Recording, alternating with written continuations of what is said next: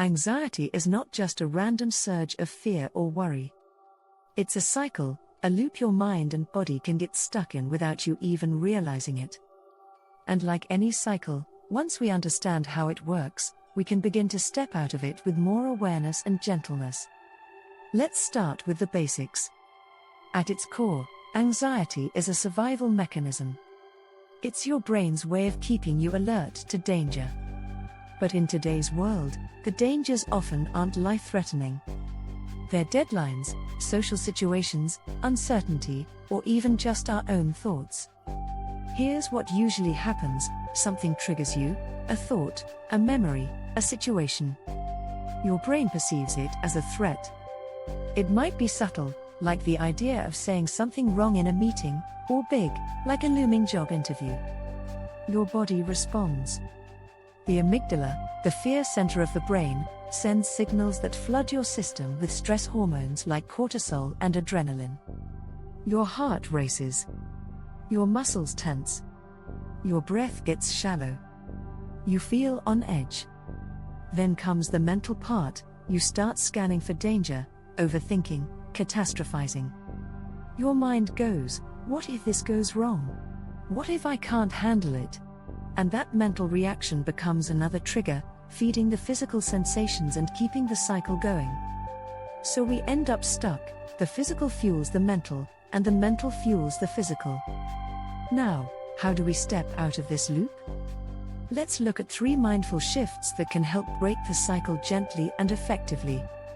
Shift 1. Name what's happening without judgment. This sounds simple, but it's powerful. When you notice anxiety rising, try saying to yourself, "This is anxiety. My body is reacting to something it perceives as a threat." That small moment of awareness puts distance between you and the experience. It tells your brain, we are observing this, not drowning in it. Even better, avoid labeling it as bad or wrong. Just notice, my chest feels tight. My thoughts are racing. Labeling with neutrality helps regulate the nervous system. The moment you name it, you're no longer just reacting, you're responding with awareness. Shift 2. Ground back into the body. The anxiety cycle loves to keep us stuck in our heads. One of the fastest ways to disrupt it is to come back into the body. Try this: put your feet flat on the ground. Notice the texture beneath you. Take a slow, deliberate breath. Feel the air entering your nose and leaving through your mouth. You might even place a hand on your heart or stomach, giving yourself an anchor to the present. Grounding activates the parasympathetic nervous system, the part responsible for rest and calm. It doesn't make anxiety disappear instantly, but it signals safety, and that is how we begin to step out of the cycle. Shift 3. Ask, what do I need right now? This question is everything. It redirects your focus from fear to self-care. You might need water, a stretch, reassurance, silence, maybe to write down your worries or simply rest. Asking this shifts you from reacting to responding with compassion.